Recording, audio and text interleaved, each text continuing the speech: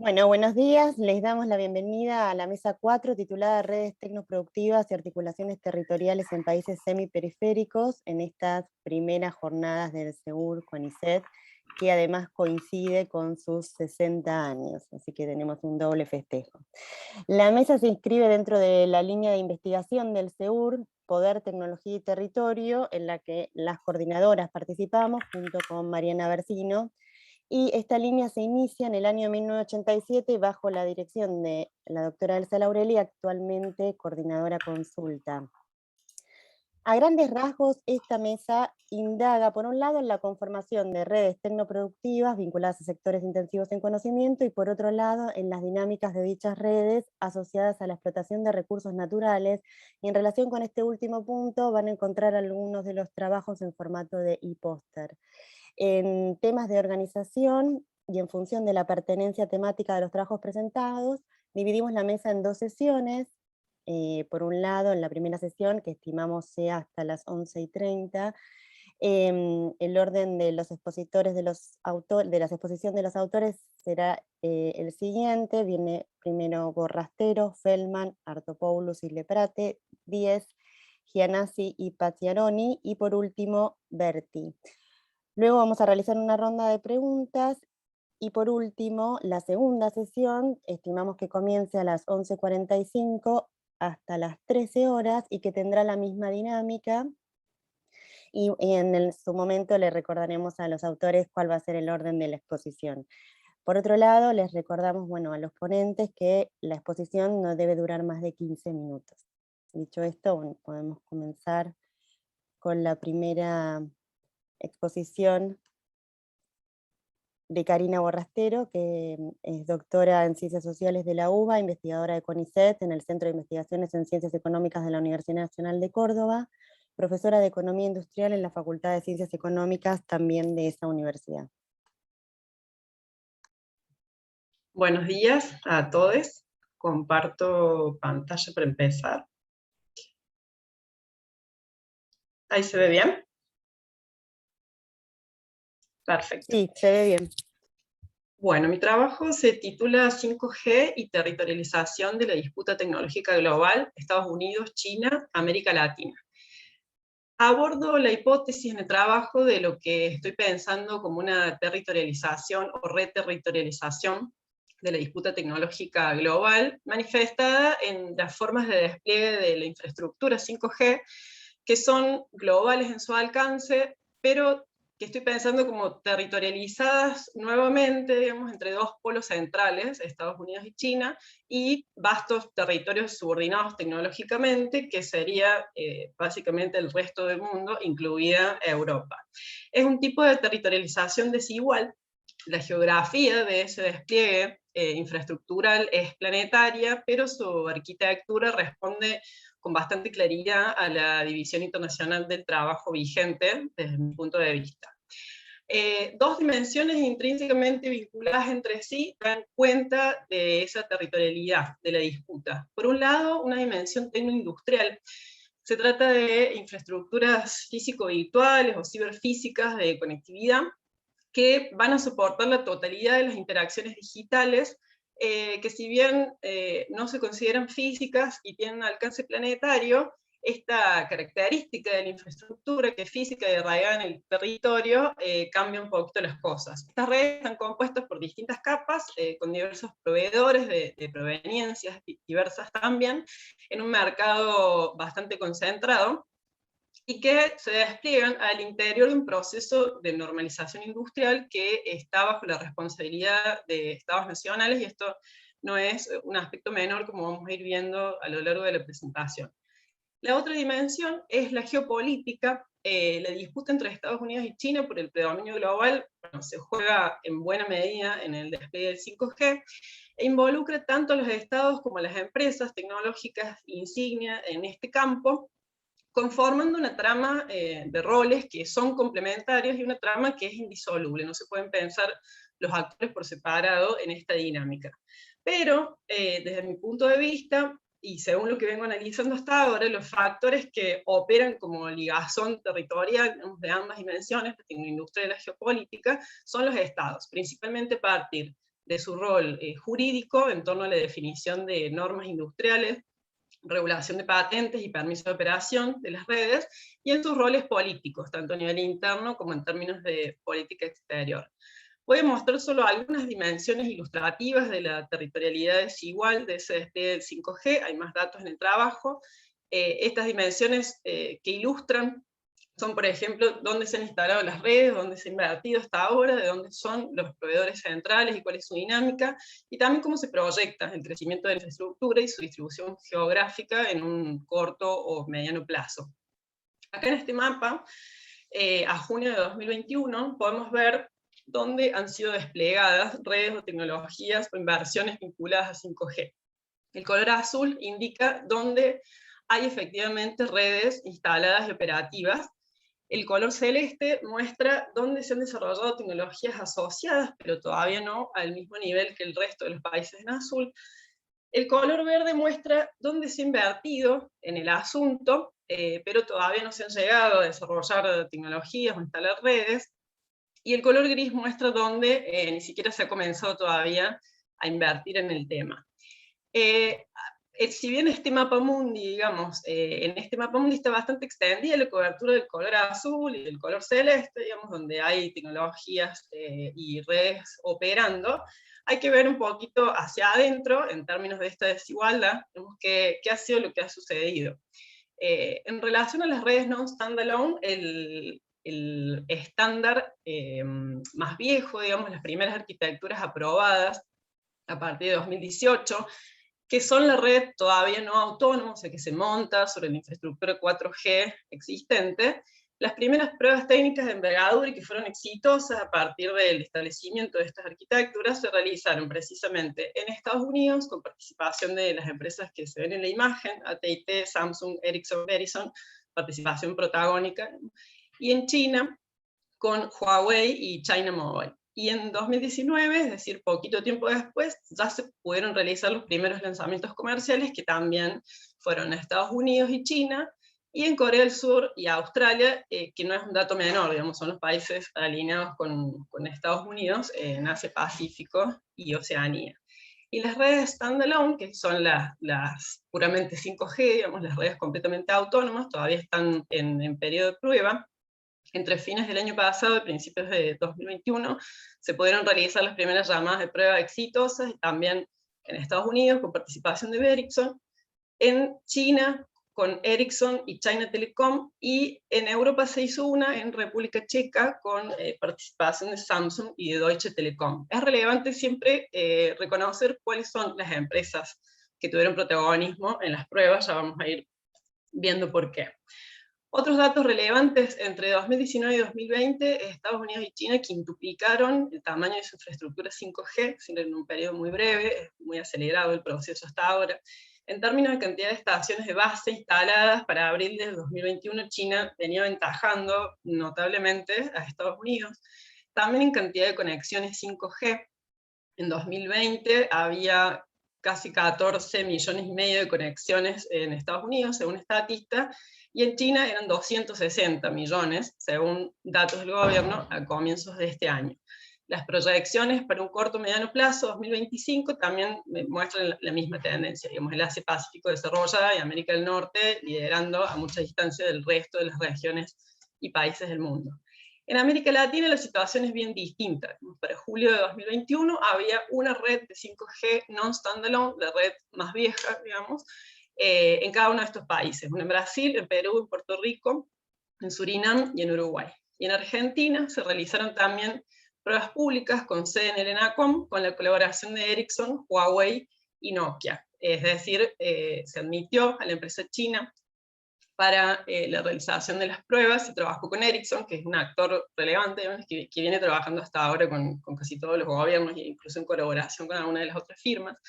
Y en febrero de este año ya se pudo lanzar la primera red comercial de muy corto alcance, unas antenas de personal telecom que ya tiene su core virtualizado, digamos, por completo, pero que está operativa para los dispositivos que se puedan conectar en el microcentro de La Cava y en el centro de Rosario. En estas dos pruebas participa, y en la red comercial participaron Huawei y Nokia. Y Telefónica viene trabajando con Ericsson, pero todavía están en fase de pruebas públicas. Es una etapa incipiente, digamos, en nuestro país, pero un poquito más avanzada que en algunos otros países de América Latina. A partir de esto podemos ver cuáles son los actores, en términos generales, del ecosistema 5G en el mundo. Bueno, por un lado están las empresas desarrolladoras de las tecnologías, para las distintas capas de la red, estas que hemos venido mencionando principalmente, las grandes operadoras de telecomunicaciones, que como para cualquier red de telecomunicaciones van a operar la 5G, y los estados nacionales con un rol bastante protagónico por el momento. En esta tabla se pueden ver los principales proveedores de 5G a nivel global. Solo me interesa destacar que Ericsson, Nokia, Huawei, ZTE y Samsung, Huawei y ZTE, las empresas chinas, son las que proveen los equipos para infraestructura activa de la red, o sea, son las más relevantes.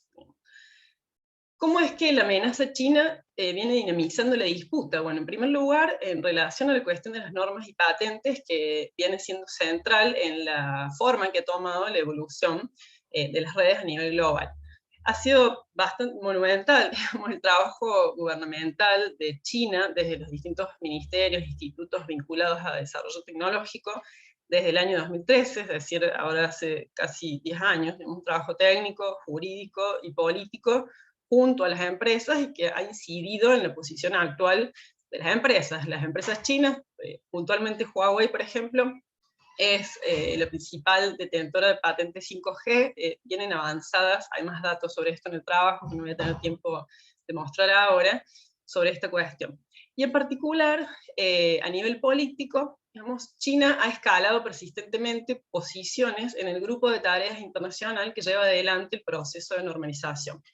El proceso de normalización es muy importante también porque además de definir las normas a las que todos los proveedores y operadores y usuarios van a tener que adaptarse en relación a las distintas capas y dispositivos y equipos que se necesitan, también las normas definen un conjunto de patentes que son esenciales a eso. Entonces, obviamente, se produce un escenario, digamos, de actores relativamente favorecidos en relación a cuáles son las normas y cuáles son las patentes asociadas, quienes serán después los licenciatarios y recibirán pagos por el uso, digamos, de sus tecnologías, y quienes no, que van a hacer erogaciones, digamos, millonarias para poder acceder a las redes en relación a esas patentes de acuerdo a las normas que se terminen estableciendo.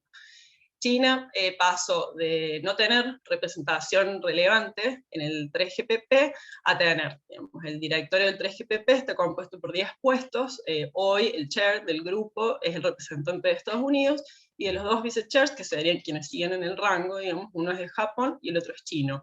La participación de China fue más que secundaria, digamos, en relación a las tecnologías anteriores, en 4G, en 3G, quedó relegada, también eso significó una balanza deficitaria, digamos, en términos de los pagos de patentes, digamos, y de también la soberanía tecnológica, que, bueno, es parte de la disputa, digamos. Y otro dato relevante es que en este grupo de tareas que lleva adelante la normalización no hay representantes de América Latina. No solamente en relación al trabajo político de China, digamos, en sentido estricto, dentro del 3GPP, sino también en términos de mérito técnico, digamos, y de desarrollo industrial, es que ha podido China acceder a estas posiciones. Digamos, no estaba muy claro que desde el enfoque de exclusión absoluto, digamos, de Estados Unidos, se pudiera reunir un conjunto de proveedores de la infraestructura de 5G que realmente puedan cubrir todos los segmentos. O sea, hoy la distancia, digamos, en capacidades acumuladas de las empresas chinas en este campo respecto a las demás empresas es bastante grande. Entonces, si se las excluyera, por lo menos para poder cubrir las necesidades de equipamiento en términos oportunos, digamos, vemos que este desarrollo es bastante veloz, o sea, para que en cada país o en cada región efectivamente pueda haber disponibles redes rápido, es difícil que eso pueda lograrse, digamos, sin participación de las firmas chinas. En este escenario se han ido generando aliados a algunas de las potencias y equilibristas. Acá este mapa muestra los países donde Huawei ha sido bloqueada, que están en rojo, bueno, básicamente Estados Unidos, Japón, Corea del Sur, Australia y Nueva Zelanda. Acá está resaltado Reino Unido, esto está un poquito desactualizado, después de hacer un comentario sobre Reino Unido. los países en fucsia están ahí en la trinchera, digamos, viendo qué hacer, sobre todo Canadá, algunos de los países escandinavos e India, países donde es improbable que se termine bloqueando Huawei o el ingreso chino, son los que están en rosa. Acá vemos a Rusia, a muy buena parte de Europa Occidental, y otro dato no menor, a Brasil y Argentina. Bueno, en los países donde se está usando Huawei, China y el resto de los que vemos en verde. Se expone el caso de Huawei, pero es un indicador absoluto, digamos, de la relación con las empresas chinas en general. ¿Bien? Puntos que planteo para la discusión. Acabo de rescatar solo algunos de los que están en el trabajo por cuestiones de tiempo. Bueno, por un lado que la implementación del 5G alrededor del mundo me parece que es efectivamente un punto de observación que permite encuadrar la territorialidad de estos distintos órdenes de la disputa geopolítica entre las potencias, y cómo eso incide en el resto de los territorios globales. Metodológicamente, digamos, me parece que es un espacio muy interesante, digamos, para poder trabajar con estas cuestiones de la territorialidad global.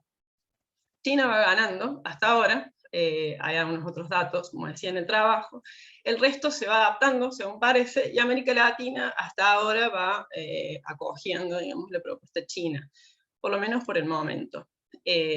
Otra cuestión interesante que aparece en relación al caso es que la intervención que ya he mencionado antes, introductoriamente, es que la intervención de los estados contendientes, digamos, en la disputa no es un epifenómeno, o sea, no está por fuera, digamos, o separada de las estrategias y del éxito o el fracaso de las compañías, y viceversa, digamos, la acción de las compañías no está en absoluto despegada de la acción y de las estrategias de los estados. O sea, se ha conformado como una especie, desde mi punto de vista, o se viene conformando de complejo digital estatal en cada polo, digamos, el polo chino y el polo estadounidense, que a su vez se vinculan entre sí con un mecanismo propulsor uno del otro. En el caso Huawei Google es testigo de esto, después si hay tiempo se puede charlar sobre el tema, digamos, o sea, incluso cuando el Estado ha llevado adelante estrategias intrusivas, digamos, del mercado, que por momentos o en algunas dimensiones han perjudicado a alguna de las empresas,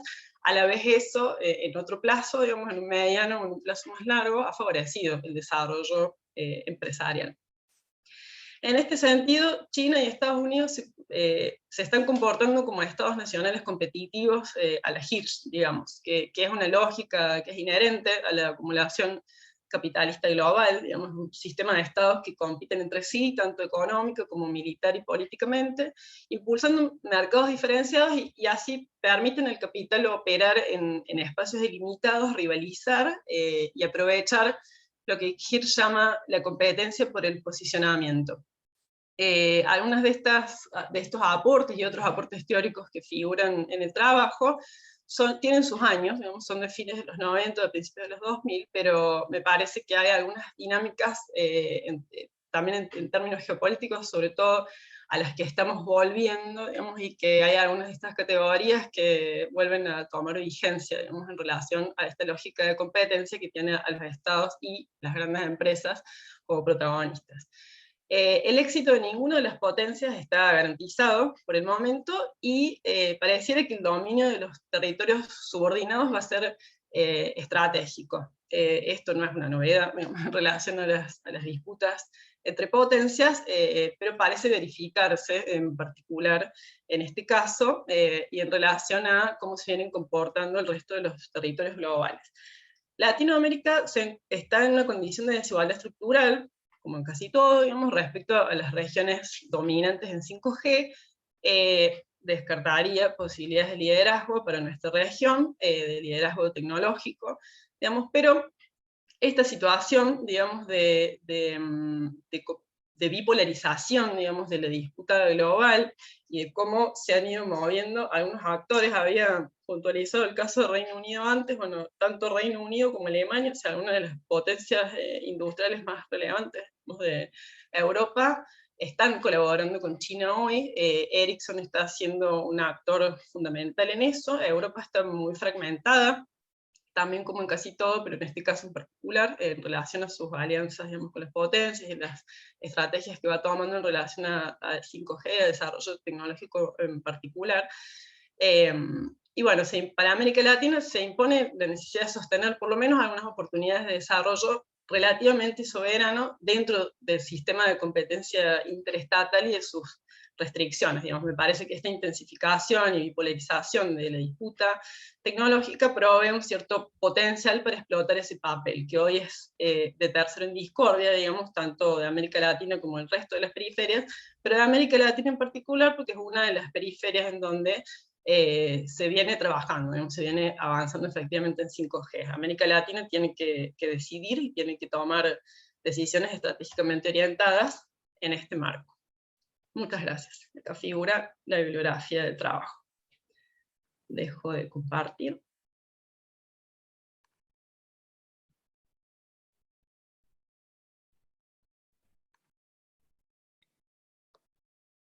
Bueno, muchas gracias, Karina. Se escucha, ¿no? Sí, se escucha. Sí, perfecto. Bueno, ahora sí, el siguiente expositor es Patricio Julián Feldman, que es doctor en Ciencias Sociales, magíster en Procesos de Integración Regional y politólogo de la Facultad de Ciencias Sociales de la UBA, miembro del programa de investigaciones sobre la sociedad de la información del Instituto de Investigaciones Gino Germani y docente en la Universidad de El Salvador, la Universidad Pontificia Bolivariana de Colombia y la UBA. Bueno, buenos días a todos. Voy a poner para compartir pantalla.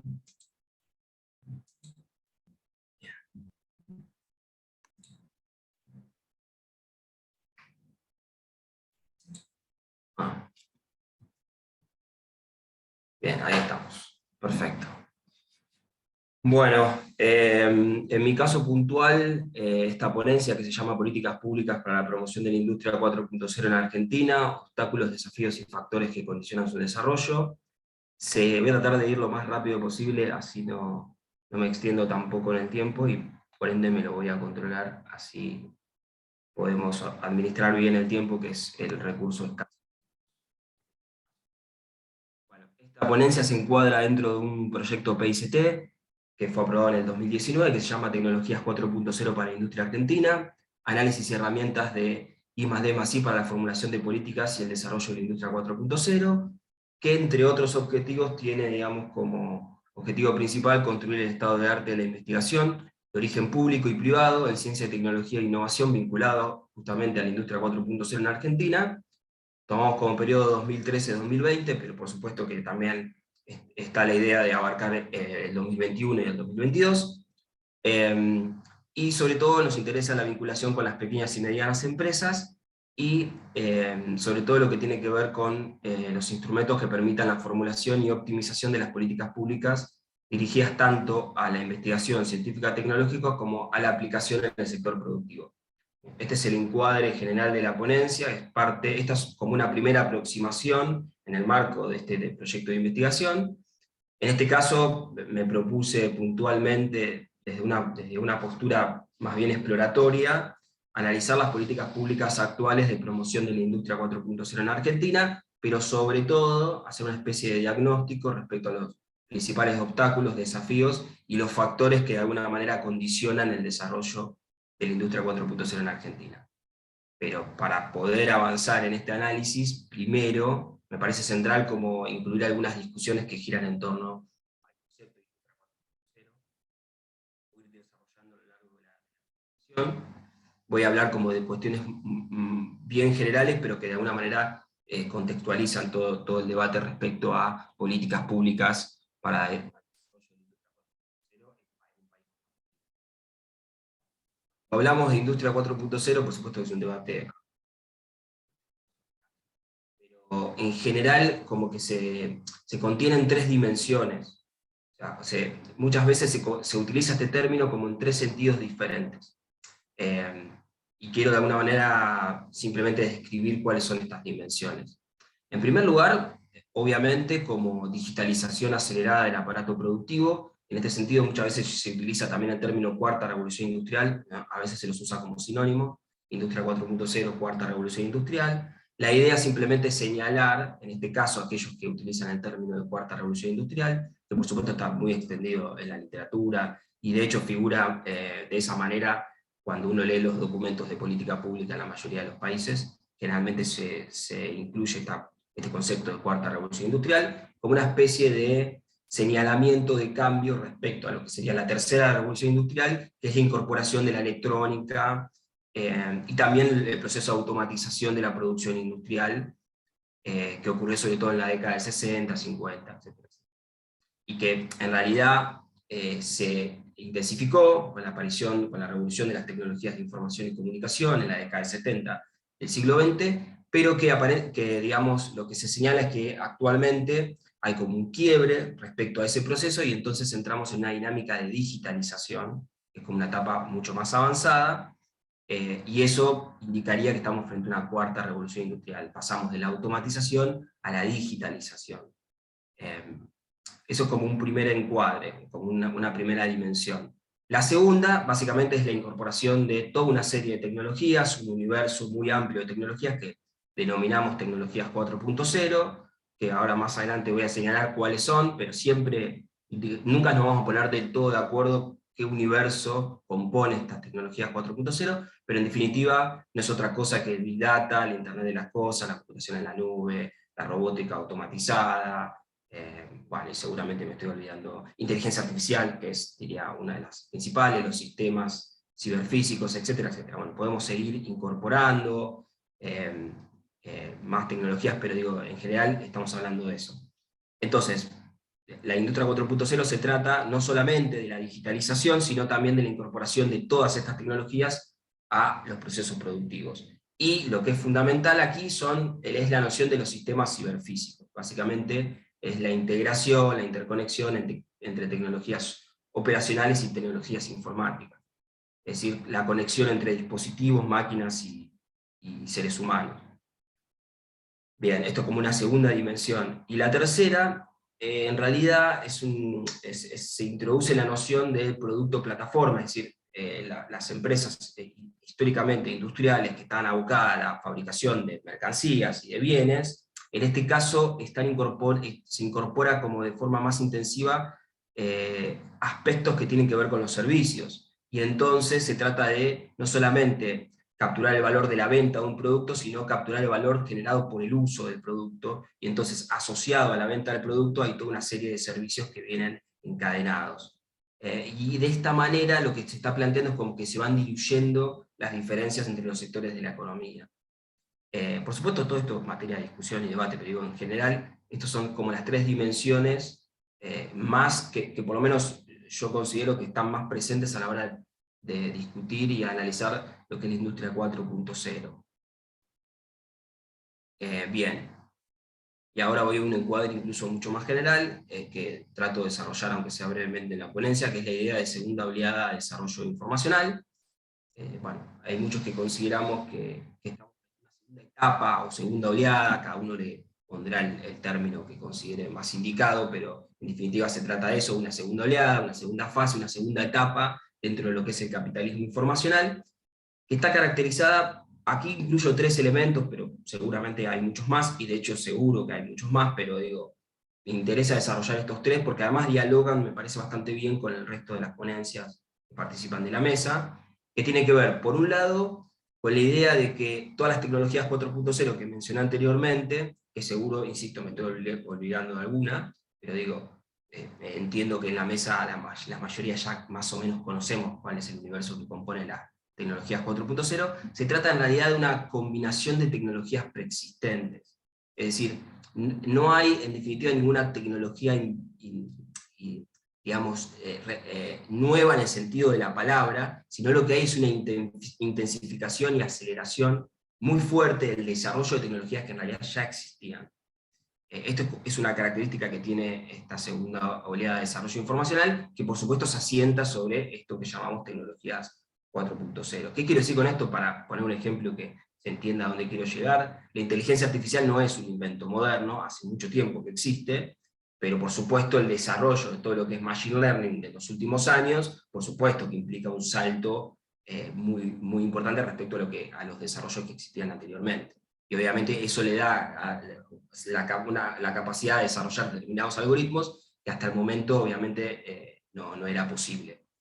Pero me interesa digamos, mantener la idea de que hay una combinación de tecnologías preexistentes, que obviamente además se intensifica una de las características que tiene el informacionalismo, que es la convergencia de las tecnologías, ¿ya? Que la tendencia a converger en un sistema único, y eso creo que es lo que está pasando.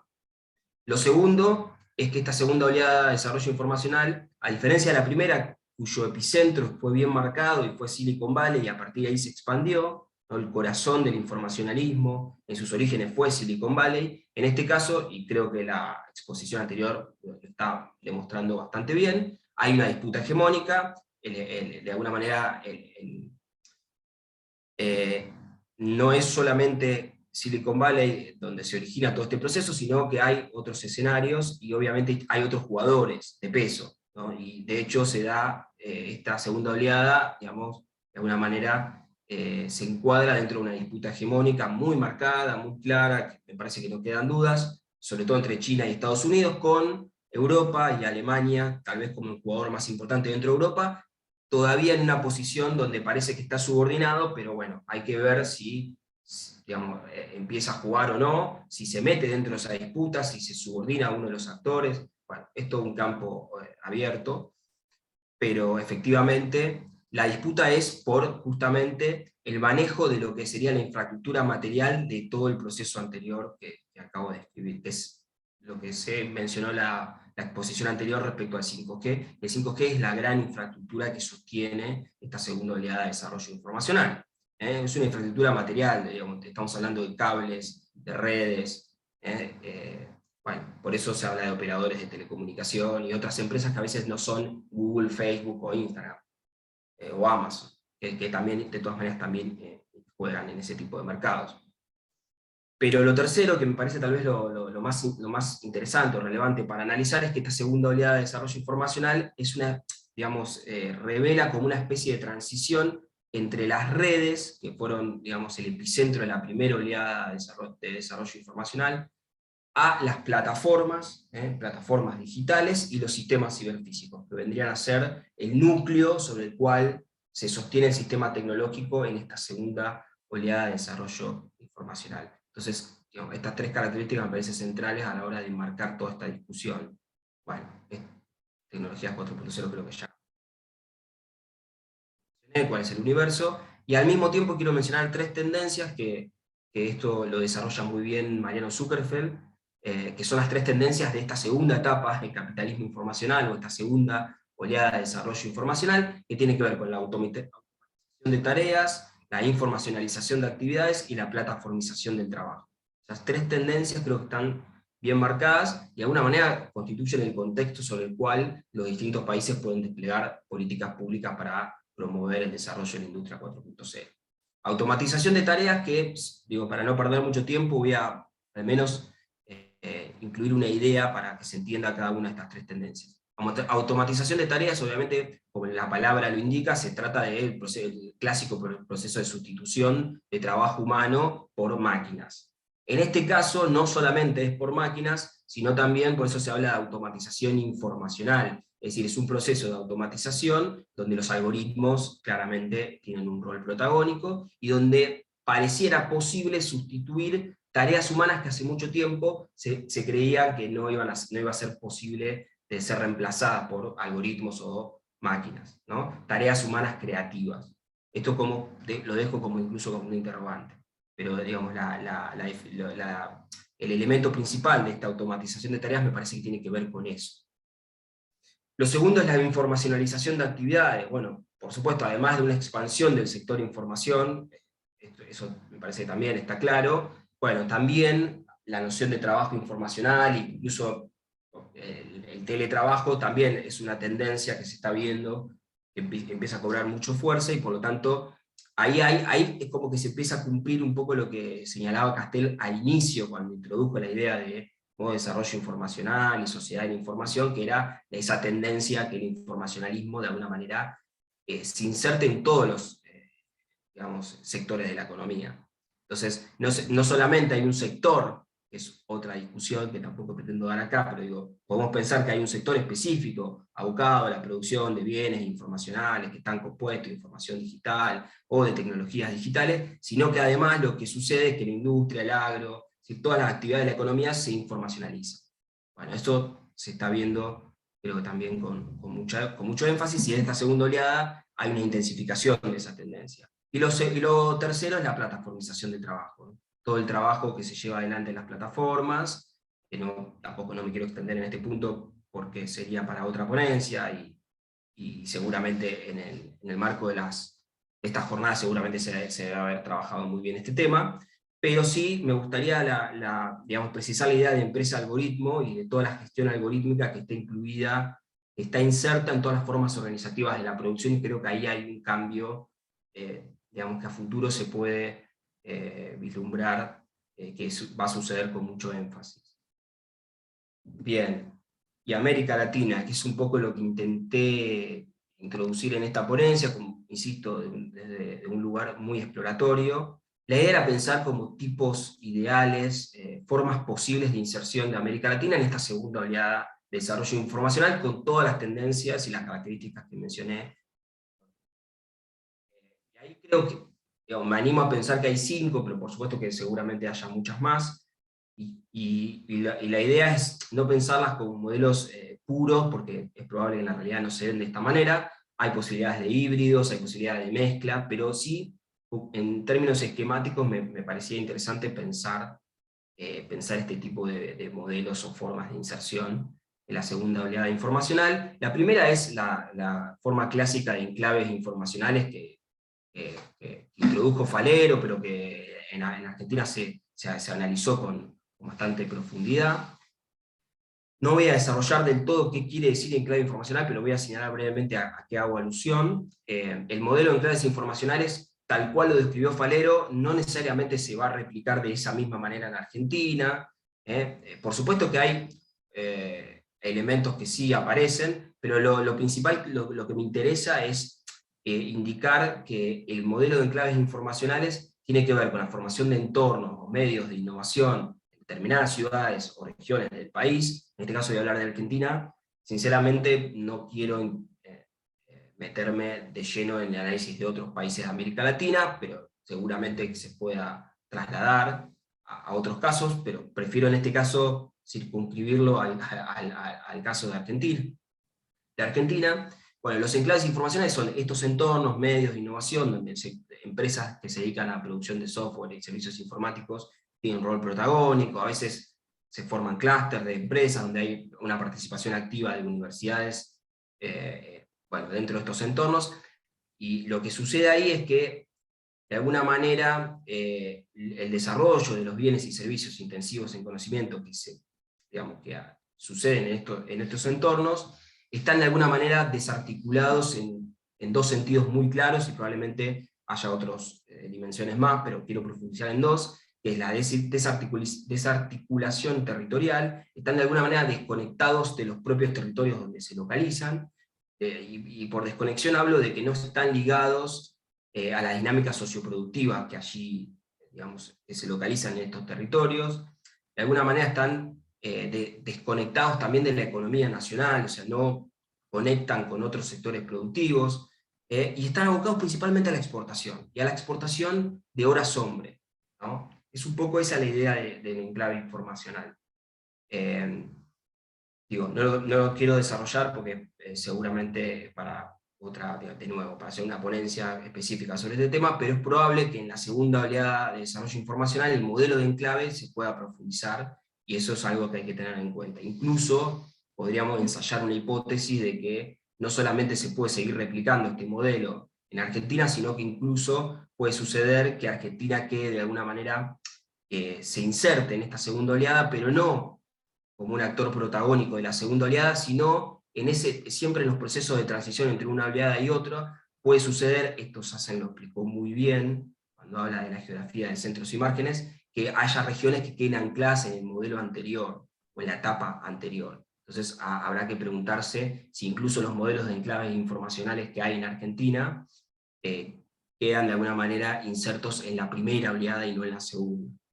Es una hipótesis y un interrogante. No estoy haciendo una afirmación bajo ningún punto de vista.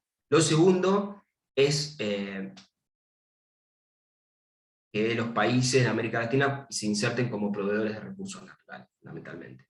y hablo de minerales, materia prima, pero también incluso podemos incluir la energía. Entonces, nada, la región, y ahí también tenemos que incluir a Argentina, se inserta dentro de esta segunda oleada, bueno, como exportador de recursos naturales, que son fundamentales, porque el 5G se compone de una infraestructura material, y esa infraestructura material necesita minerales y materia prima para poder desplegarse, digamos. Por lo tanto, hay alguien que tiene que proveer esos insumos. En este caso sería replicar el histórico rol que tiene la región de ser exportador de commodities, materia prima, derivados de recursos naturales, y obviamente acentuaría el rol de el proceso de primarización de la economía, que ya está vigente y ya está en curso. El tercer elemento tiene que ver con eso que Baldwin señaló como la posibilidad de la telemigración. Todas estas, digamos, las tecnologías 4.0, lo que él llama globalización 4.0, pero bueno, no tiene tampoco tanto sentido que lo desarrolle acá, pero digo, efectivamente estamos frente a la posibilidad, y de hecho algo de eso ya está sucediendo, de que existe un proceso de fuga de cerebros, pero sin migración física. Es decir, que haya trabajadores que trabajen para empresas del exterior, pero no exportando servicios, sino trabajando directamente para esas empresas, a partir del proceso de alocalización de los procesos productivos. Es decir, donde desde cualquier lugar del mundo un trabajador puede prestar servicios a empresas del exterior sin tener que movilizarse, ¿sí? Y sin tener que esa empresa radicar una planta, una oficina en un determinado país. Bueno, este proceso que está de alguna manera emergiendo y que probablemente se intensifique, bueno, es una señal de alarma, porque en el caso de América Latina, sobre todo en países como Argentina, donde hay cierta disponibilidad de capital humano y cierta formación perdón, de recursos humanos, lo que puede suceder es que este proceso se acentúe, sobre todo en el contexto de la economía argentina, que podríamos decir que es bastante favorable para que este proceso se desarrolle. Bueno, la cuarta posibilidad es efectivamente encaminarse hacia el desarrollo de la industria 4.0 de alguna manera, avanzar en la digitalización del aparato productivo, pero no solamente de las grandes empresas, sino también sobre todo de las pequeñas y medianas empresas, y también, bueno, avanzar en líneas de investigación, de I+D+I, en tecnologías específicas, de tecnologías 4.0 específicas para la producción. Bueno, obviamente sería el camino deseable desde todo punto de vista, pero bueno, obviamente es el camino más difícil. Y la quinta posibilidad es algo parecido a lo anterior, pero en realidad con la especialización en el sector primario, es decir, la producción de bienes y servicios intensivos en conocimiento, ciertos desarrollos de tecnologías 4.0, pero fundamentalmente abocados al sector primario. Estas serían como las cuatro posibilidades, insisto, no son formas puras, probablemente no se den de esa manera, haya entrecruzamiento, puede haber modelos híbridos, y seguramente puede haber muchas más posibilidades que no estoy contemplando en este momento, pero la idea de esta ponencia era introducir de forma exploratoria estos tipos ideales y profundizarlos en el tiempo.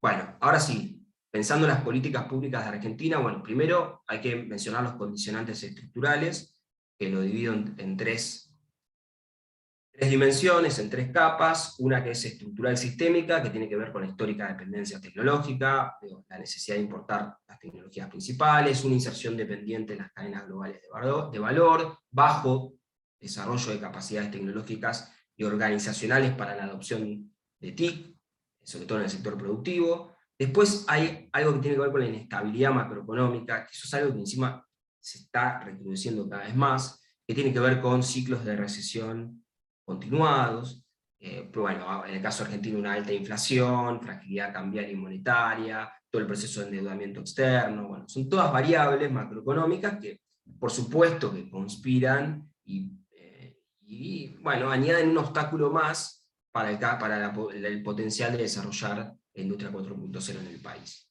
Y por último, la debilidad de los sistemas nacionales de innovación, que es algo transversal a América Latina, pero que en Argentina también se ve, que tiene que ver con el déficit de transferencia de conocimiento entre el sector de ciencia, tecnología y los sectores productivos, una baja inversión pública y privada en I+D+I. Esto obviamente que va cambiando, digamos. Puede pasar que en un periodo aumente la inversión pública, en otro periodo no, pero digo, si uno mira una serie larga, en general la inversión no es lo suficiente, o no alcanza para afrontar los desafíos de esta esta etapa. De todos modos, hay que señalar que se sancionó la ley de inversión en ciencia y tecnología, que supuestamente establece la obligación de continuar la inversión, y sobre todo de manera ascendente, aunque muy gradual, lo cual eso podría colaborar. Y lo tercero, que es lo más importante, es la falta de sinergia entre los actores sociales de innovación. Hay claramente problemas de articulación entre todo lo que es el sector de empresas, todo lo que es el sector de universidades, centros de investigación, gobiernos locales, incluso otros actores más. Bueno, nuevos y viejos desafíos, porque por supuesto hay desafíos que nunca... Patricio, disculpa, Sí. necesitaríamos que en algún momento empieces como a redondear la idea, que se nos está pasando un poquito el tiempo. Bueno, perdón, ahí ya... No, está bien, te avisaba como para ya que me lo va quedando pongas un en cuenta. poquito. Bueno, Bueno, nada, como decía, nuevos y viejos desafíos, hay desafíos que no se resolvieron nunca y emergen nuevos desafíos en función de esta segunda oleada informacional, que tiene que ver con el capital humano, el potencial humano, la palabra que ustedes quieran, es la formación de los recursos humanos necesarios para esta nueva etapa, que obviamente introduce nuevos desafíos que siempre existieron. Siempre se estableció como que había un cuello de botella en este sentido, como que no hay sobreabundancia de capital humano para todos los sectores productivos asociados al software y servicios informáticos. Eso tal vez también sea para otra discusión, pero en definitiva, en esta segunda etapa, obviamente, las necesidades de formación se magnifican. No solamente son las llamadas habilidades duras, digamos, el conocimiento de aritmética, matemática, los saberes técnicos vinculados al uso de tecnologías, sino también las habilidades llamadas habilidades blandas, que es la capacidad de pensamiento crítico, la capacidad creativa.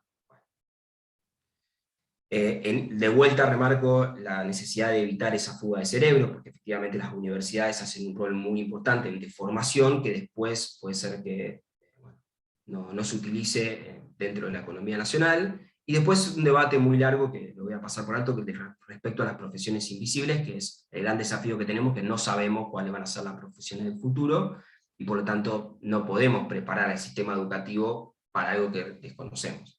Es uno de los desafíos que hay. Bueno, después las capacidades tecnológicas estatales, obviamente, en este sentido hay un nuevo desafío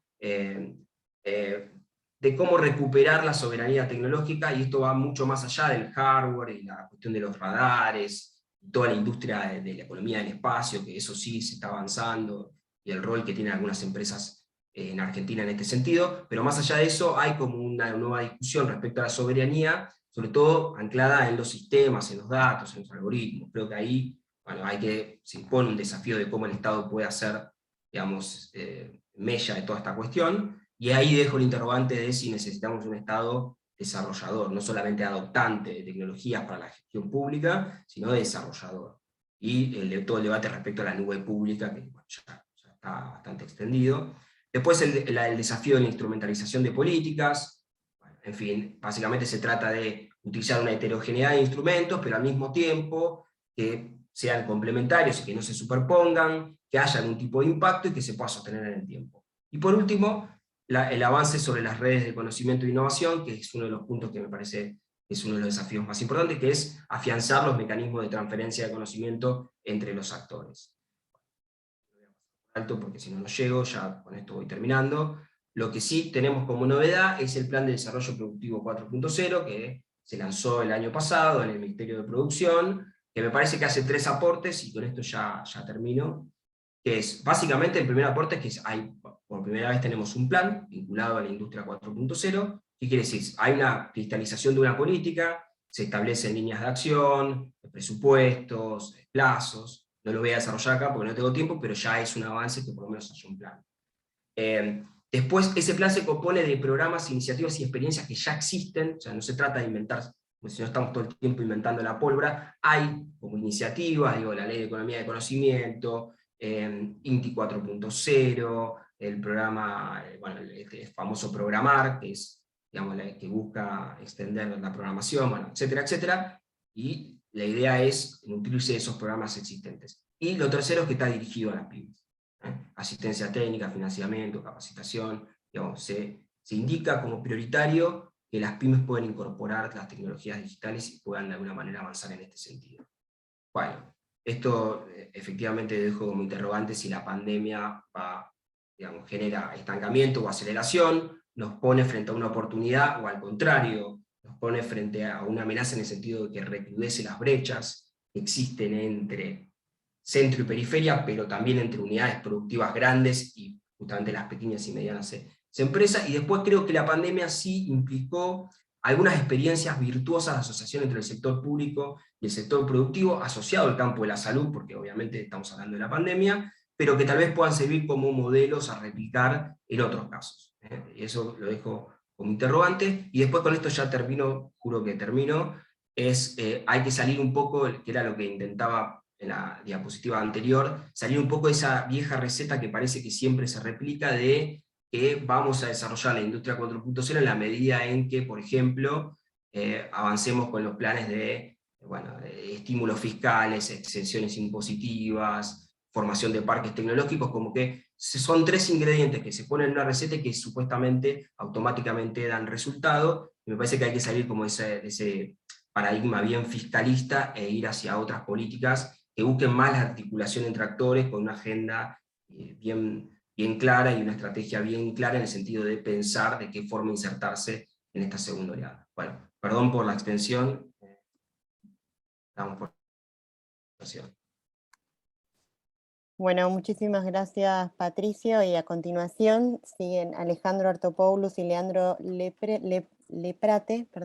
Alejandro Artopoulos es doctor en Sociedad de la Información y el Conocimiento por la Universitat Oberta de Cataluña, profesor de la Universidad de San Andrés y de la UBA e investigador de la SIC.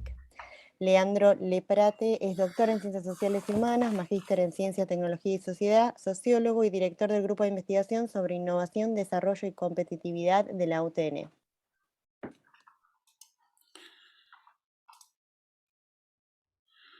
Bueno, buenos días, gracias por estar ahí escuchando. Esto que le vamos a presentar es el inicio de una colaboración, Leandro y mía, que iniciamos este año, un poco a partir de la reflexión de lo que venimos trabajando y pensando en los desafíos que vienen por delante, ¿no? En principio, esta primera versión, digamos, del trabajo, este primer producto, es un trabajo comparativo de casos de articulaciones territoriales urbanas de la industria del conocimiento en la Argentina, en las 2 primeras décadas de este siglo, pero, digamos, pensamos esto como un primer paso para poder elaborar un modelo de análisis más cuantitativo, no tan cualitativo como esto que vamos a presentar, un poco inspirado en los estudios que se hicieron respecto de la clusterización de, por ejemplo, la industria biotecnológica en los Estados Unidos, de Walter Powell, y otras inspiraciones que tenemos, pero bueno, vamos a mantener hoy el vuelo bajo de lo que encontramos hoy. Y la verdad que estamos muy entusiasmados en relación a esta dicotomía, esta tensión entre las tendencias hacia la clusterización o las tendencias a la enclavización, ¿sí? Digo, esto ya lo mencionó Patricio, y creo que es un tema como mencionó también, creo que, digamos, en el caso de, digamos, de los temas que están dando vueltas, bueno, el concepto de enclave es un concepto bastante nodal del pensamiento de las teorías de desarrollo en Latinoamérica. Digo, se remonta a la teoría de la dependencia de Teotonio dos Santos, y que luego, bueno, fue retomado acá por Falero en relación al caso uruguayo, ¿no? Entonces, nada, me parece que nuestro aporte creo que puede continuar este esfuerzo por entender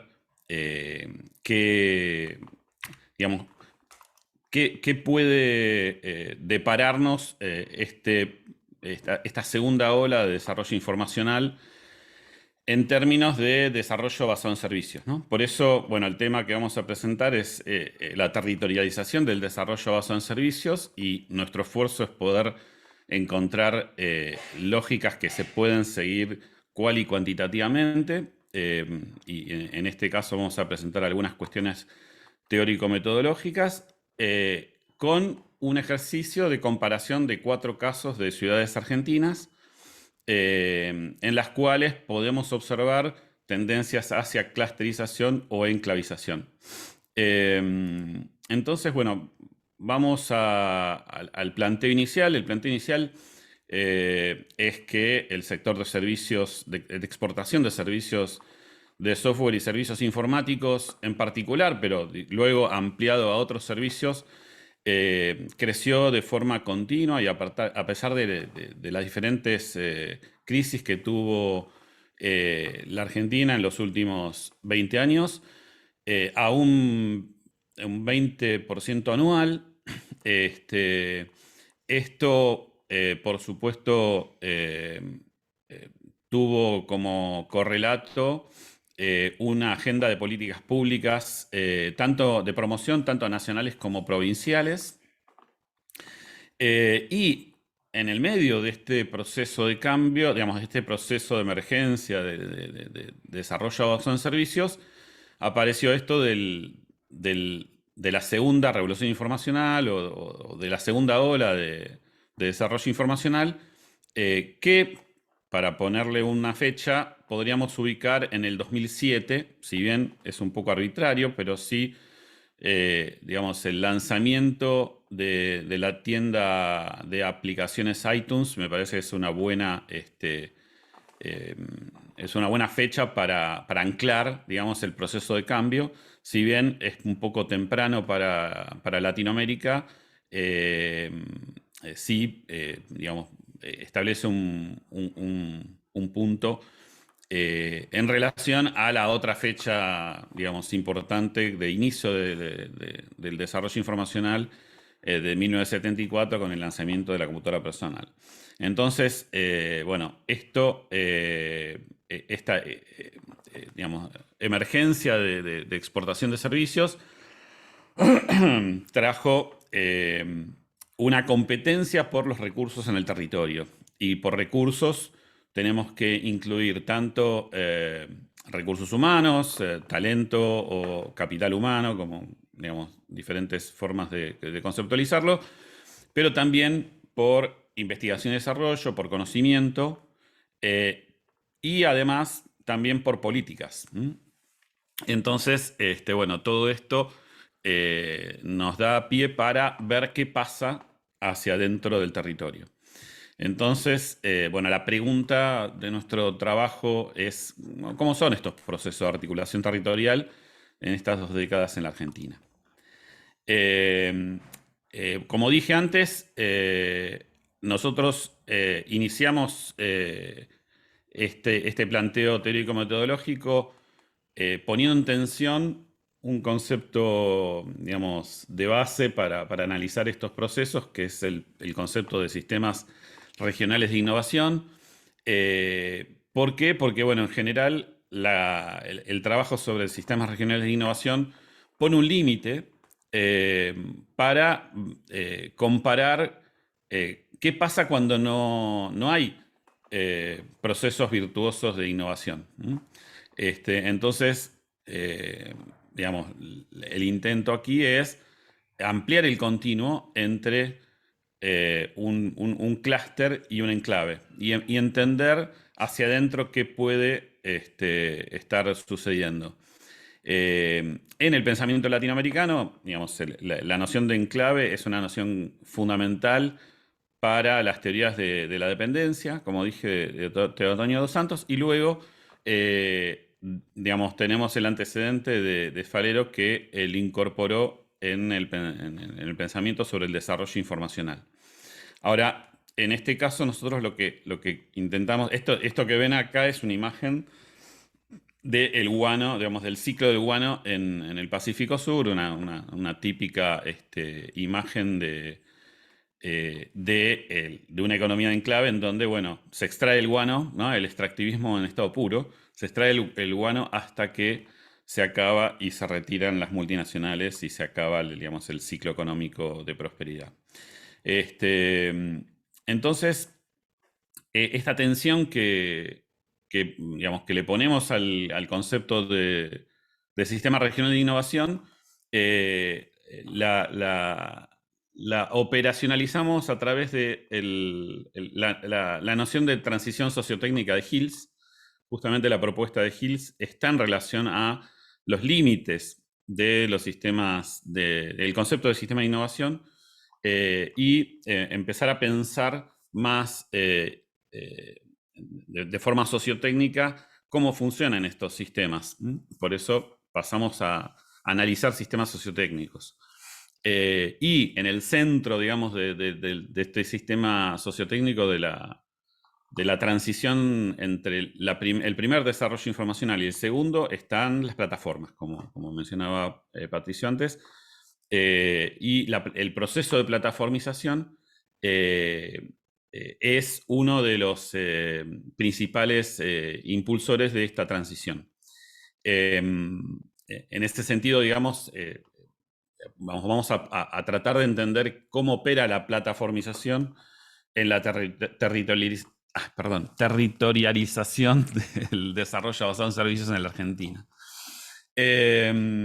Por eso, bueno, hay una evolución de las políticas públicas, en la cual las políticas públicas que inicialmente estaban pensadas para la industria del software, luego se fueron ampliando a nuevos sectores y a beneficiarios, e inclusive a empresas, ¿no? Digo, nadie imaginaba en el 2004, cuando se lanzó la ley del software, que los principales beneficiarios iban a ser multinacionales. Y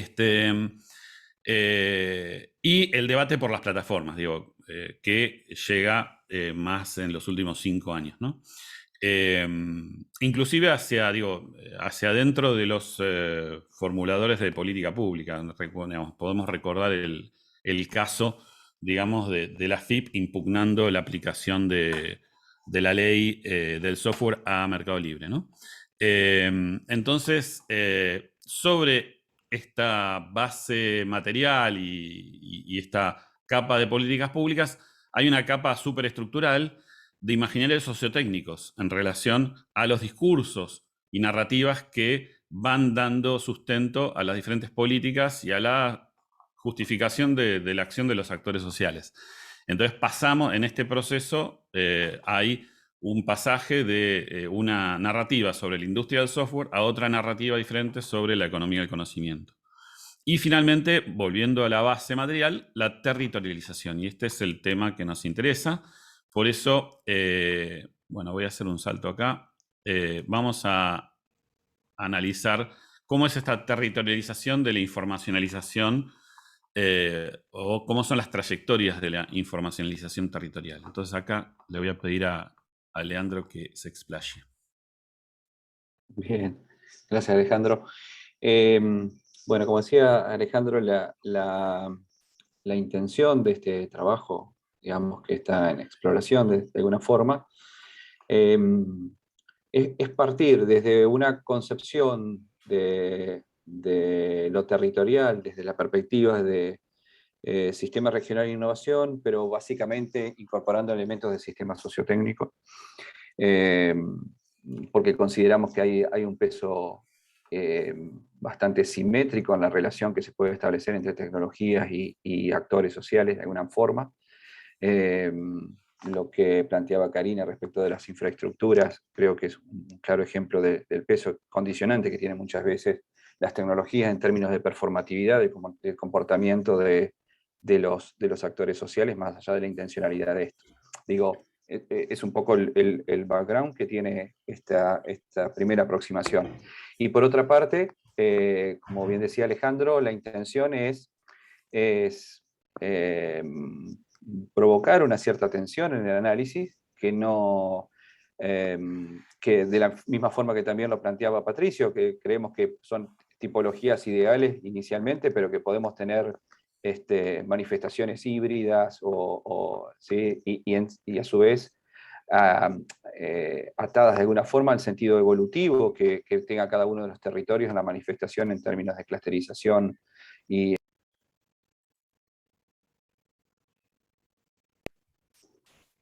¿Se escucha ahí? Sí.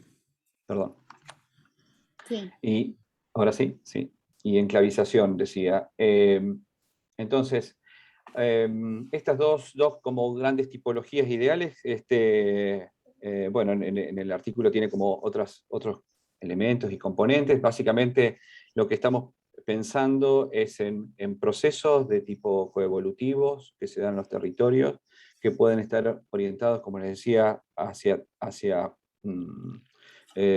procesos más de clusterización. En ese sentido estamos pensando en territorios que puedan tener integración de sus empresas a cadenas globales de valor, vinculadas obviamente con este proceso de desarrollo informacional en determinados nichos tecnológicos o eslabones superiores de la cadena, que impliquen mayores esfuerzos en términos de intensidad tecnológica, investigación y desarrollo.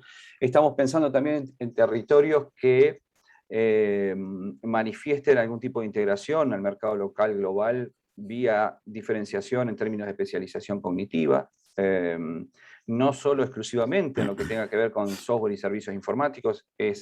Creemos que también es importante considerar en ese proceso virtuoso de clusterización la emergencia de industrias y actores vinculados con los procesos de convergencia tecnológica en el sentido de la relación de TIC con nano, con bio, con ciencias cognitivas, todo lo que pueda tener de aportes al desarrollo de industrias creativas que incorporen la cuestión de estas tecnologías habilitadoras, y obviamente el paso más virtuoso también, por decirlo de alguna forma, en términos de la incorporación de este tipo de tecnologías en el desarrollo de procesos de servitización digital, que de alguna forma es como el paso, digamos, de expansión de las posibilidades y capacidades que tienen estos sistemas de producto plataforma, de alguna manera. También estamos considerando que puede ser un componente virtuoso en la tendencia de clusterización, los esfuerzos que se puedan dar en esos territorios en términos de impulso a investigación y desarrollo y formación de capital humano, talento humano, vinculado con estas cuestiones, incorporando todo lo que tenga que ver con e-skills, todo lo que tenga que ver con desarrollo de nuevos modelos de negocios, y de qué manera pueden esto potenciar ese tipo de procesos en sentido mucho más potente. Obviamente que implica también un cierto esfuerzo de enlace de esas empresas a sectores locales en senderos mucho más creativos, y en ese sentido también están considerados qué tipo de respuesta están dando las instituciones de ciencia y tecnología y universitarias, no solamente desde el punto de vista de la inversión en términos de I+D, aunque consideramos que es un elemento base para esto, sino en términos de, por ejemplo, transformación de estructuras curriculares vinculadas con este tipo de orientaciones, y el impulso, digamos, a empresas de base tecnológica. Eso lo ponemos como, digamos, lo menciono como algunos ejemplos, algunos indicadores que estamos pensando en el sentido de considerar esta territorialización en términos de dinámicas de clusterización, ¿no? Y obviamente contraponer sobre eso una mirada, digamos, una perspectiva de enclavización que tenga que ver con, bueno, aquellos territorios donde prepondera una integración en los eslabones más básicos de estas cadenas globales, donde prevalecen iniciativas y políticas que son por lo general de corte más de tipo fiscalistas, por decirlo de una manera, donde hay esfuerzos o se considera al capital humano en términos de ciertas capacidades más bien genéricas, e inclusive iniciativas, no exclusivamente desde el ámbito educativo, sino municipales y demás, que tengan que ver con programas, con iniciativas de formación para programadores, etcétera, ¿no? Y la manifestación de alguna forma, como de firmas muy arquetípicas vinculadas con este tipo de territorialización, que serían empresas más de corte de software factory, empresas licenciatarias de tecnologías y servicios de plataformas vinculadas con la industria 4.0, que en realidad tienen, digamos, si bien son dinamizadoras de alguna forma de la incorporación de procesos de modernización tecnológica en las firmas, al incorporar ciertas tecnologías vinculadas con este paquete tecnológico, no tienen un impulso desde el punto de vista de procesos de servitización digital, por ejemplo, ¿no? Y, bueno, todo lo que tenga que ver con la figura de freelancers, digamos, conectados con empresas al exterior. A ver, son algunos ejemplos, algunos puntos de lo que estamos pensando en términos de esta tensión que podemos tener entre los dos tipos de procesos. Sí, Alejandro.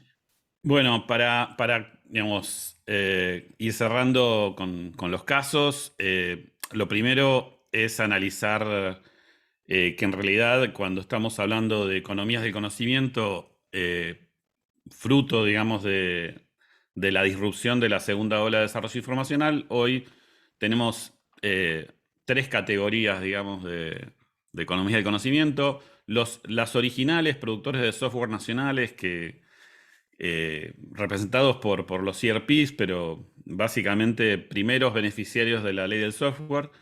En segundo lugar, los proveedores de servicios globales, como Globant, ¿no? Que el caso de Globant o Grupo ASA, que luego se fusionaron, pero también las multinacionales que dan diferentes tipos de soportes globales. Y como fruto, digo, y como segunda instancia de la disrupción de las plataformas, porque claramente los proveedores de servicios son producto de esa disrupción de plataformas, se llama Globant, Grupo ASA, son producto de esa disrupción, aparecen las plataformas en sí mismas, y ahí tenemos diferentes tamaños, ¿no? Tenemos Mercado Libre como el gran jugador regional, pero también tienda nube, o nuevos jugadores como Ualá, como Ethermax o más. Entonces, esto visto en el territorio sería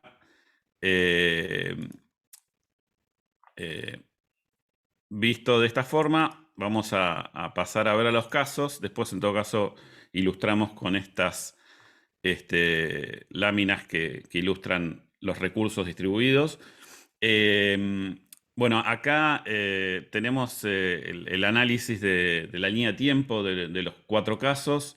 Elegimos Córdoba, Tandil, Bahía Blanca y Resistencia porque son casos bien diferentes entre sí. Acá tenemos ciudades que son cabecera provincial, ¿no? Resistencia y Córdoba. Y por otro lado tenemos ciudades del interior de la provincia, como Bahía Blanca o Tandil, todas con algún tipo de protagonismo en el proceso de desarrollo informacional o desarrollo basado en servicios, y que además están teniendo diferente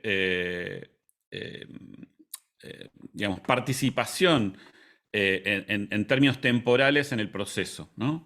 Digo, claramente Córdoba es la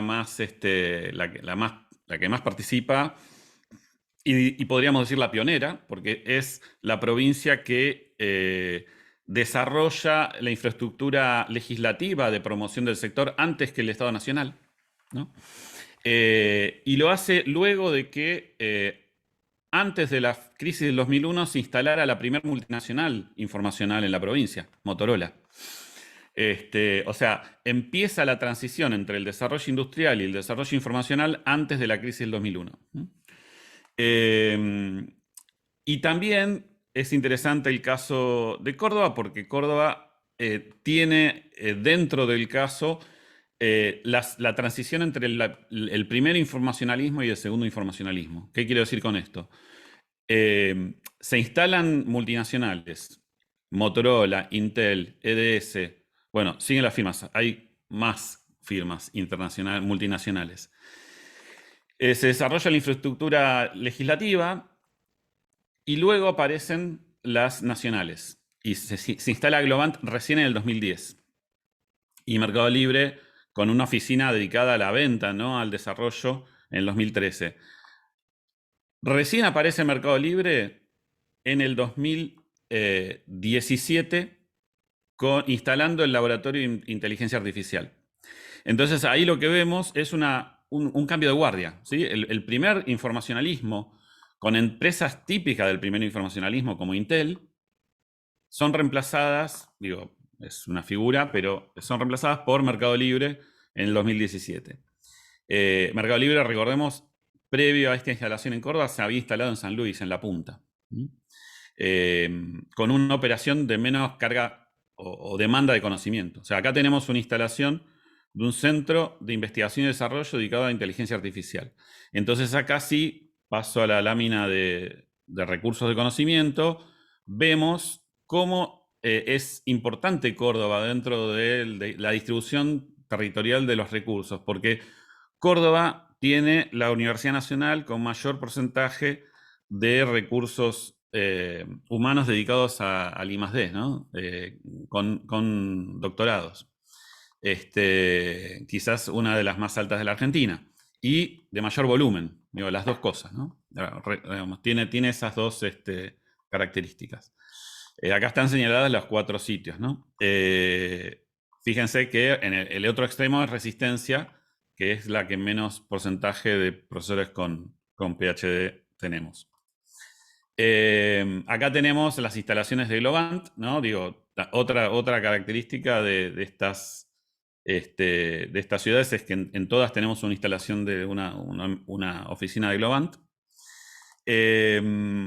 Y bueno, frente al caso de Córdoba tenemos el caso de Tandil y el caso de Bahía Blanca, en donde tenemos iniciativas municipales, pero no, y apoyos nacionales, ¿no? El FONARSEC en Bahía Blanca, pero no tenemos una clara orientación provincial, o sea, una política provincial de desarrollo informacional, como el caso de Córdoba.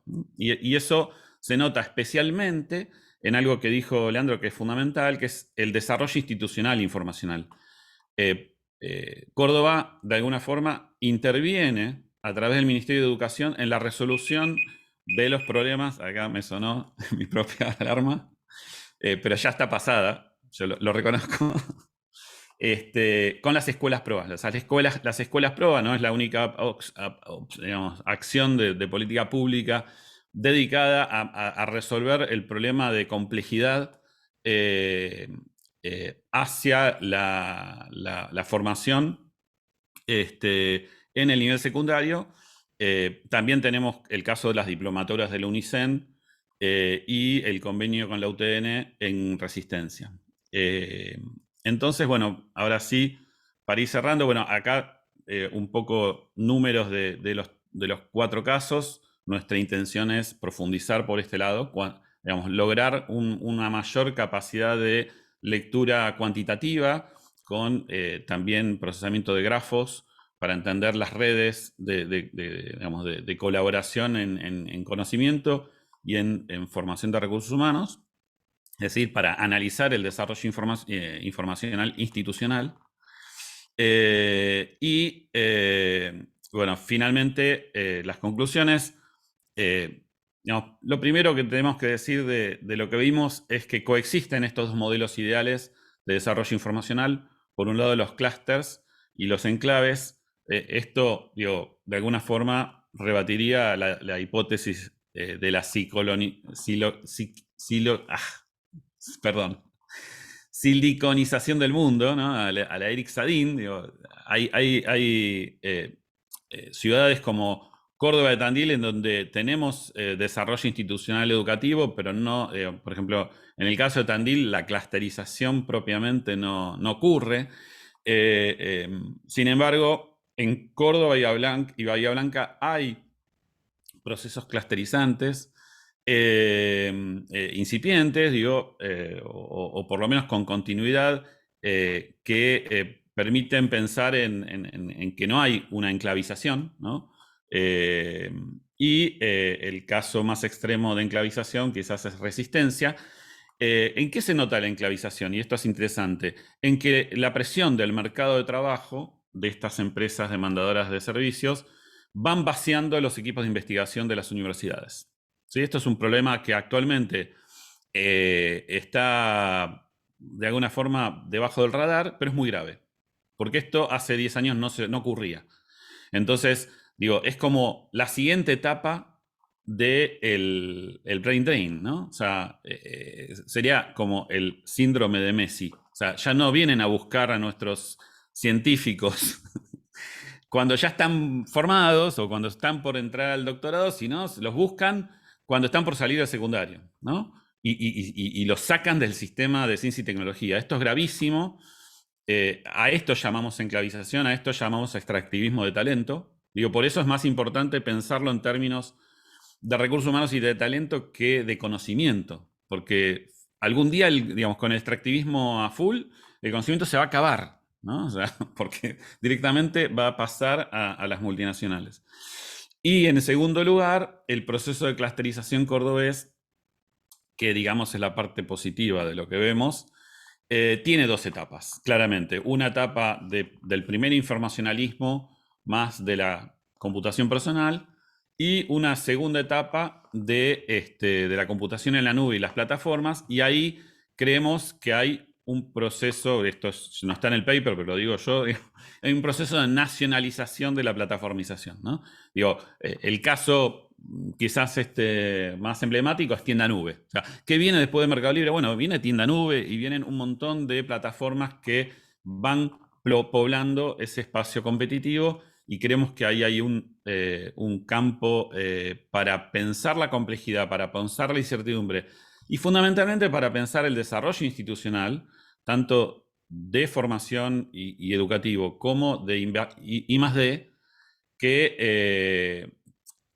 está, digamos, en otro plano en relación a la infraestructura. Digo, es necesario tener claro qué pasa con la infraestructura, pero en realidad la batalla se juega en el campo de la formación de recursos humanos, ¿no? Entonces, bueno, ahí vamos.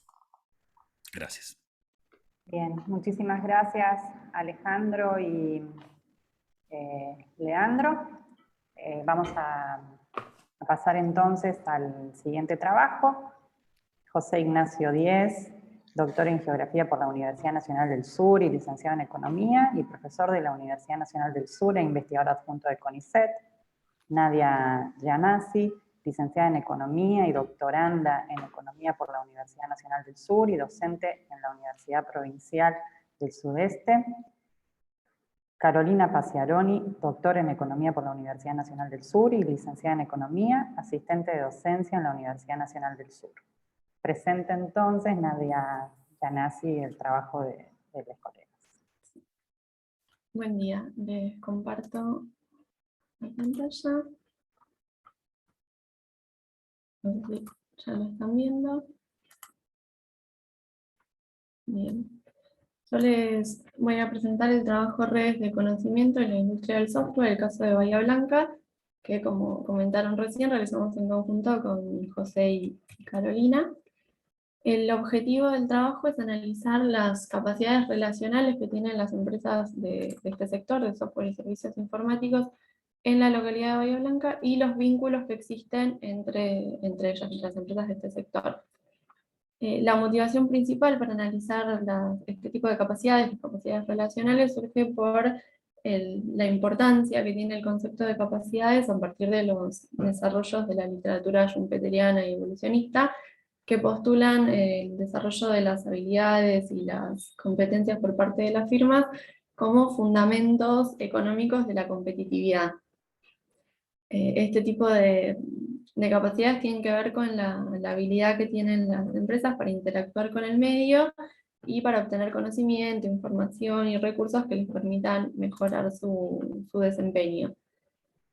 Son además observables de manera indirecta a través de diversas acciones que realizan las firmas en relación con el medio. Eso es justamente lo que intentamos captar. En este caso nos centramos en las relaciones entre las empresas del sector, no entre las empresas con otros sectores como el académico, el público o el sector productivo.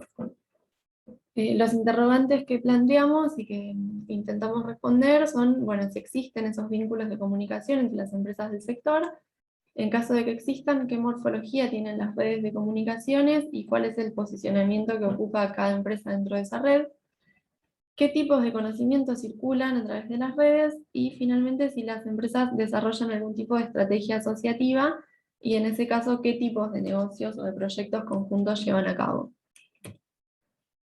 Para recabar la información se realizaron encuestas a 26 empresas del sector, todas de la ciudad de Bahía Blanca, y se intentó conocer si existe envío y recepción de conocimientos e información entre las empresas, qué tipo de conocimientos se envían y se reciben, y si desarrollan algún tipo de proyecto conjunto y de qué tipo sería. Para procesar los datos obtenidos se recurrió al análisis de redes sociales que permite modelizar los vínculos que existen entre las empresas del sector para poder descubrir la complejidad de la estructura de relaciones y ver el posicionamiento relativo de cada uno de los actores o nodos dentro de la red. Los principales resultados que obtuvimos tienen que ver con métricas que realizamos sobre la red en su conjunto y a nivel de empresas.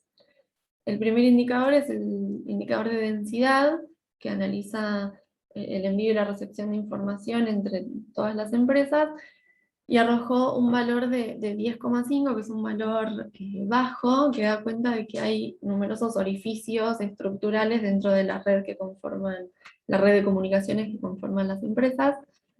En este gráfico se puede ver que hay un grupo de empresas, de 5 empresas, que es este grupo 1, que está completamente desconectado del resto, o sea, no tiene ningún tipo de vínculo de comunicación.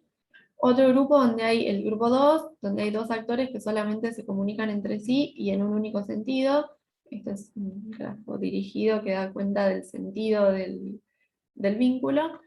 Y finalmente el grupo 3, que es el más interesante, donde están las 19 empresas que tienen vínculos más estrechos. Calculamos también el grado de centralidad, que tiene en cuenta la cantidad de nodos a los cuales cada empresa está unida en forma directa. En cuanto a los resultados a nivel de firma, se ve que los grados de salida tienen que ver con el envío de información por parte de cada empresa. Posiciona a estos 3 grupos de actores, Abaco, Hosting y Paradigma, Optima y Unixono, como los actores más influyentes dentro de la red, son los que más capacidad tienen para diseminar información en la red. Y en cuanto a los grados de entrada, también acá tenemos los actores más importantes, que serían como los más prestigiosos dentro de esta red. En promedio, cada empresa tiene tanto en grados de salida como en grados de entrada, una cantidad de lazos de 2,6, pero también tenemos un desvío estándar de 2, que nos da cuenta de lo que se veía en el gráfico anterior, de que hay un grupo de empresas que no tiene ningún tipo de vínculo con las demás. Y en cuanto a las medidas globales de la red, también son bajas. La centralización en cuanto al envío y a la recepción de información es de 22,4 y 30%, que son niveles que dan cuenta de que no existen actores que concentren un número importante de relaciones dentro de esa red. Medimos el grado de intermediación, acá me pasé de 2 a 4 porque por cuestiones de tiempo saqué algunos de los resultados para poder exponer todo en 15 minutos, el resto está en la ponencia. Respecto al grado de intermediación, lo que se intenta ver es justamente si hay actores dentro de la red que tengan un rol central en la intermediación entre actores distantes. En este caso, se ve también que las empresas más destacadas, con mayor grado de intermediación, son de nuevo Hosting, Bahía, Abaco Web y Neocomplex, que cada una controla el 9% de la información que circula dentro de la red. Por eso son los 3 actores más destacados, son los que tienen un mayor poder de intermediación. Y en cuanto a la red, globalmente, la centralidad también es baja, es 8,73%. Eso nos dice que no hay actores nuevamente que puedan centralizar o articular toda la red.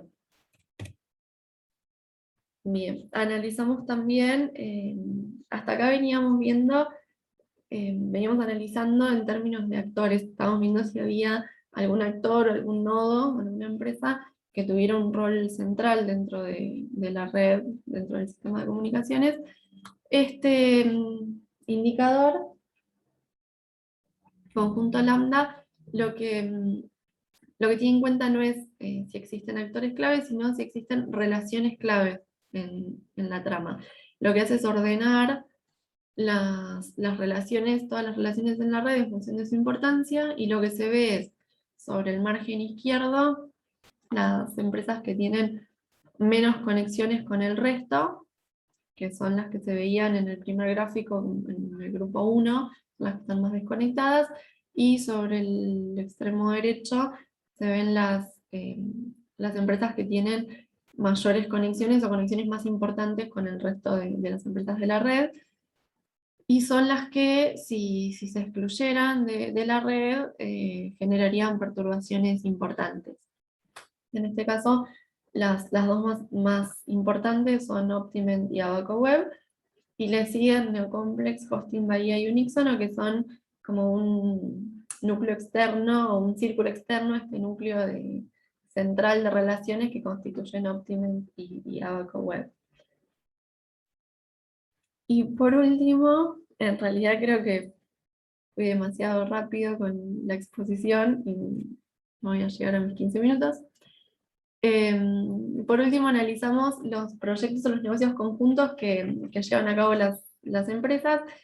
Este es uno de los indicadores más importantes porque la realización de proyectos en conjunto supone un salto cualitativo en el desarrollo de capacidades relacionales, porque justamente implica que las empresas acuerden, coordinen para desarrollar un producto en conjunto, y implica también una transferencia mayor de conocimientos y de información que el resto de las relaciones.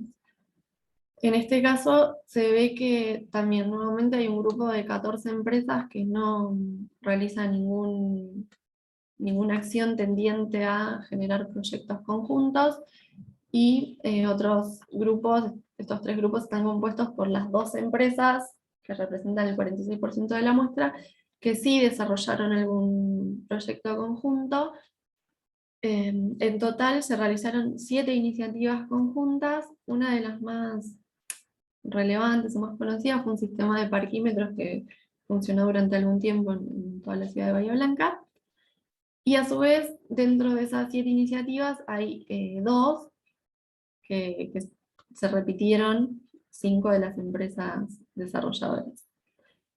En este caso calculamos un índice de efectividad que tiene en cuenta la cantidad de iniciativas llevadas a cabo de manera conjunta, con relación a esta cantidad de iniciativas con los vínculos de comunicación que existen entre las empresas, y arroja un resultado de 10,29%, nuevamente es un resultado bajo, como los que veníamos viendo anteriormente.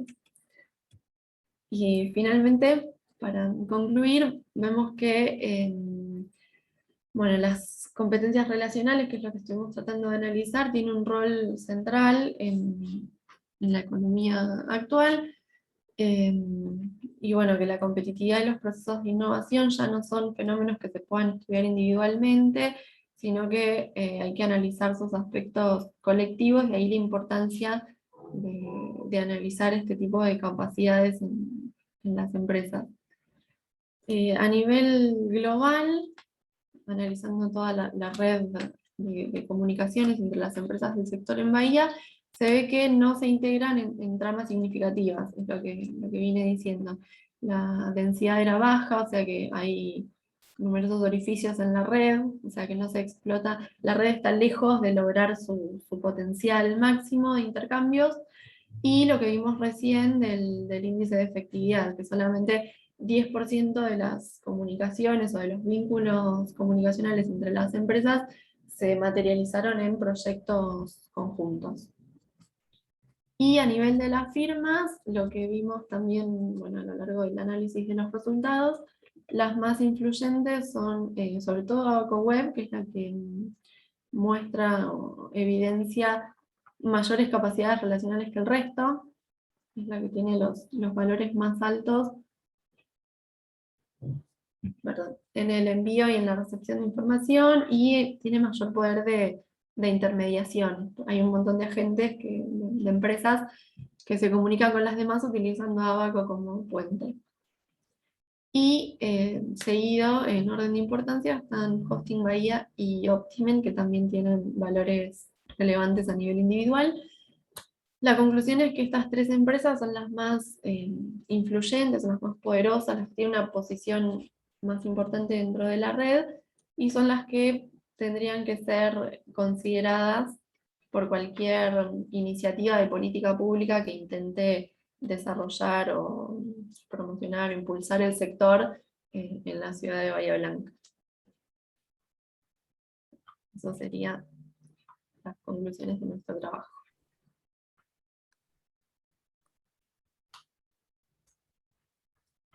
Bueno, muchísimas gracias Nadia y equipo. Y ahora es el turno de Natalia Berti, que es doctora de la Friedrich Schiller Universität Viena. Se desempeña como docente en la Escuela de Ciencias Humanas e integra el grupo de investigación ética aplicada, trabajo y cambio social de la Universidad de Rosario de Colombia. ¿Qué tal? Muy buenos días. ¿Cómo están todos y todas?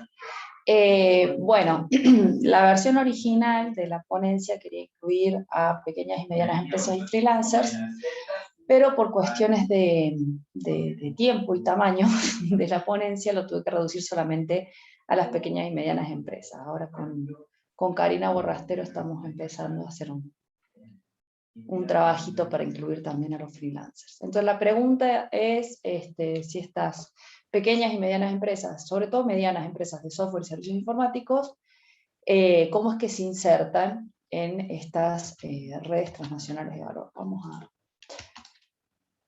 a empezar a presentar. Las fotografías son un poco viejas, son de 2010, así que Karina, podés decirme si ha cambiado mucho el paisaje que muestran las fotografías o no. Bien, el propósito, digamos, la intención de la investigación más grande, de la cual hace parte este pequeño capítulo, es conocer los procesos de trabajo en las redes transnacionales de valor del software y los servicios informáticos para contrarrestar las transferencias de valor y el aumento de la desigualdad de escala global. El método que utilicé fue un diseño flexible de tipo cualitativo. Es un estudio de caso donde considero, digamos, el sector del software y los servicios informáticos en Córdoba como el caso, con múltiples unidades de análisis que tienen relaciones entre sí. No es que cada una de las empresas haya sido un caso de estudio en sí.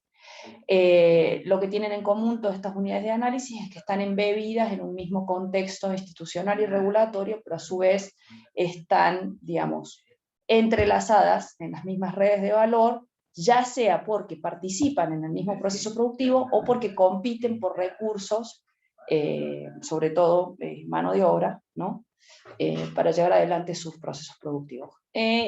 Son 25 entrevistas que desarrollé a pequeñas, medianas empresas y freelancers, pero estas entrevistas no hubieran tenido sentido si no hubiesen sido analizadas en el marco de la totalidad de las entrevistas, que fueron alrededor de 65, y también teniendo en cuenta documentos institucionales, páginas web, documentos de las empresas, visitas a ferias tecnológicas, participaciones en la mesa TIC, digamos, donde por suerte me invitaron y pude escuchar las discusiones de primera mano.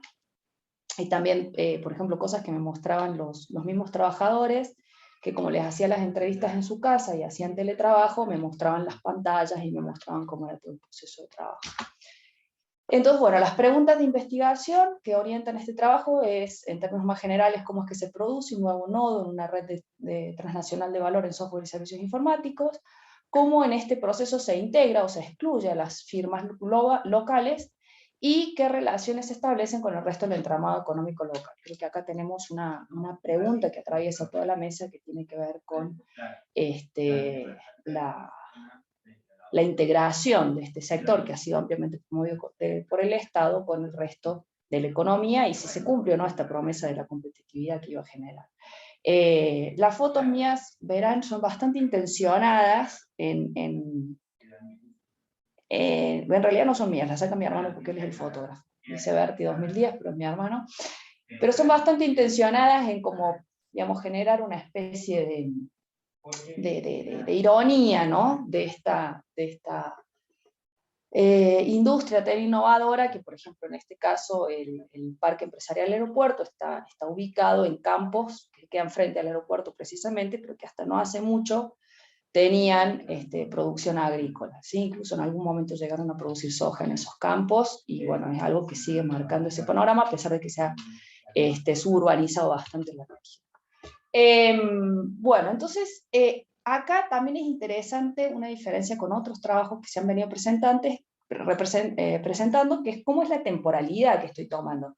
Acá principalmente parto de un concepto EMIC, es decir, un concepto que utilizan los mismos programadores de software y operadores de servicios IT, que es como ellos diferencian, ¿no? Las empresas de primera generación, que serían empresas cordobesas, de capitales locales que estaban funcionando en la década del 90, la segunda generación serían todas las transnacionales que llegaron entre 2001 y 2006, bueno, algunas otras en 2008, y las empresas de tercera generación, que empiezan a surgir sobre todo después de 2006, 2007, que serían empresas creadas por programadores que han tenido experiencia en estas transnacionales, en proyectos a escala global, con un alto nivel de complejidad en términos de la gestión del proceso. Entonces, bueno, las empresas locales, o sea, no lo estoy dividiendo en términos de transformaciones en el tema de lo que mencionaban anteriormente, ¿no? El pasaje a la nube y ese tipo de cosas, aunque podría ser interesante empezar a cruzar esta definición EMIC con esa otra sugerencia de realidad que he escuchado en las ponencias anteriores, teniendo en cuenta las transformaciones tecnológicas. Entonces, bueno, las empresas locales de primera generación, bueno, son empresas que nacen a principios de los 90, se dedican a las aplicaciones de contabilidad y administración para el mercado interno, aprovechan la cercanía con el cliente, y acá, digamos, vemos casos, digamos, de innovaciones aplicadas a soluciones locales que tienen una fuerte aprovechamiento del conocimiento de esas condiciones locales y de la proximidad con el cliente, algo que ya se había estudiado en cómo eran los procesos de innovación en la industria electrónica por Basualdo y Aspiazu a mediados de la década de los 80, y que yo encontré también a principios, bueno, toda la década del 90 y 2000, que se continuaba sucediendo con empresas de electrónica, ¿no? Y acá veo que en informática pasa un poco lo mismo. La otra particularidad muy divertida para nuestras realidades es que parte de ese conocimiento de las condiciones locales tiene que ver con lo que podríamos llamar prácticas creativas de contabilidad, ¿sí? Bueno, desde 2001, con la llegada de Motorola primero, pero con la llegada de las otras transnacionales después, empiezan a perder muchos programadores experimentados a manos de estas empresas transnacionales recién llegadas. Empresas, digamos, que llegan a la ciudad con un fuerte apoyo provincial. Después Karina nos puede contar qué tanto de ese apoyo realmente se ejecutó o no, porque también con la devaluación cambió mucho, digamos, qué es lo que se había prometido, qué es lo que se dio, con las distintas crisis del presupuesto provincial también. Pero, digamos, hubo una serie de disputas, y también aprovechando la cercanía que tenían estas pequeñas y ya casi medianas empresas en el mercado, la cercanía que tenían con el Estado, pudieron empezar a hacer ciertas negociaciones, a partir de las cuales se crea la mesa sectorial TIC, y, digamos, esto yo marcaría más que el ITC como un hito en Córdoba, Alejandro, la creación de la mesa sectorial TIC. La mesa sectorial TIC, digamos, fue súper interesante poder participar en varias reuniones de esa mesa, porque tenía que ver un poco con eso. O sea, las empresas transnacionales están recibiendo un fuerte apoyo gubernamental. ¿Qué pasa con las locales? ¿Cómo las locales nos podemos meter en este negocio? Y de ahí surgieron no solamente algunos apoyos para las empresas locales, sino también se generaron vínculos entre los gerentes de las empresas transnacionales y las empresas locales, y se empezaron a generar algunas posibilidades de encadenamientos productivos, sobre todo con el alquiler de horas hombre, ¿sí?